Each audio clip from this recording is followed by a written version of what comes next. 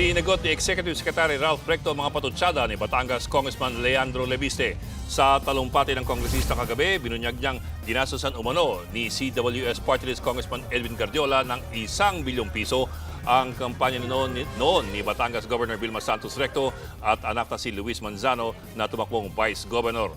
Pero buwelta ni Recto, si Lebiste ang nakiusap sa kanya na suhulan ng karibal niya sa politika para umatras sa kampanya. Naganda pa raw si Lebiste noon ng ₱400 million para dito, pero tinanggihan daw ito ni Recto.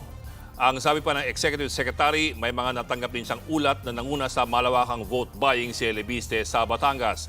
Ang banat pa ni Recto, nasisiraan daw ng bait si Lebiste na gagamitin ang mga kaanak para ibida ang kanyang sarili. Inventor din daw ng kasinungalingan ang nasabing kongresista. Mga kapatid, Ed Lingaw po, maging maalam at may pakialam sa mga napapanahong balita sa ating bansa. Para sa mas malilimang pagtalakay at paghimay sa mga issue at headlines, mag-follow at mag-subscribe sa social media pages ng News 5.